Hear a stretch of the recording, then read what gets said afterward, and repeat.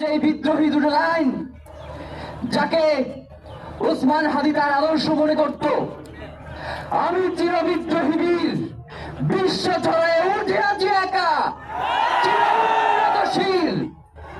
প্রিয় ভাইয়েরা, আপনারা জানেন শরীফ ওসমান হাদিকে এক সপ্তাহ 168 ঘন্টা আগে গুলি করা হয়েছে। এখন পর্যন্ত কি তার খুনিকে গ্রেফতার করা হয়েছে? সরকারের পক্ষ থেকে এখন পর্যন্ত কি খুনিকে গ্রেফতারের ব্যাপারে আপনাদেরকে আশ্বস্ত করা হয়েছে?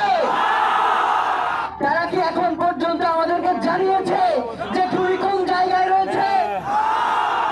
আমরা স্পষ্ট মনে করছি যে এখানে খুনি একজন নয়, এখানে পুরো একটা খুনি চক্র কাজ করছে।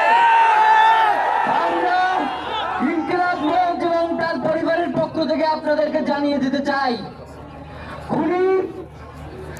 খুনের পরিকল্পনাকারী, খুনের সহায়তাকারী এবং পুরো খুনি চক্রকে বিচারের আওতায় নিয়ে আসতে হবে এবং আগামী 24 ঘন্টার মধ্যে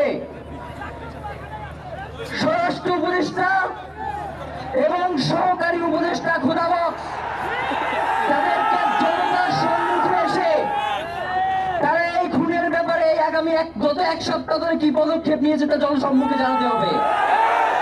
যদি তারা জানাতে না পারে তাহলে তাদেরকে পল্লাগের জন্য প্রস্তুত থাকতে হবে। কোনোভাবেই শরীফ ওসমান হাদির রক্তকে বৃথা যেতে দেব না। আমরা ঘোষণা করতে চাই, শরীফ ওসমান হাদির রক্তের মধ্য দিয়ে বাংলাদেশ ইনসাফ কায়েম হবে। আপনারা তিনি বারংবার বলেছেন বাংলাদেশের স্বাধীনতা, সার্বভৌমত্ব রক্ষা এবং ইনসাফের লড়াইয়ের জন্য আমাদেরকে যদি জীবন দিয়ে যেতে হয় আমরা জীবন দিয়ে দেবো, তবু ইনসাফের লড়াই ছাড়ব না।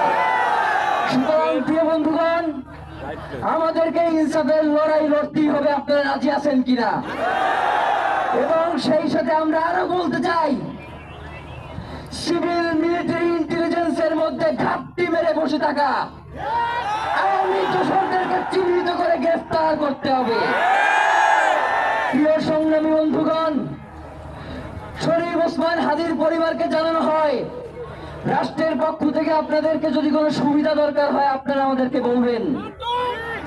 আমরা শরীফ ওসমান হাদির পরিবার থেকে রাষ্ট্রকে জানাতে চাই, যদি এই রাষ্ট্রকে রক্ষা করতে শরীফ ওসমান হাদির পরিবারের 5 সদস্য তার ভাই এবং বোনদের যদি রক্ত লাগে তারা দেওয়ার জন্য প্রস্তুত।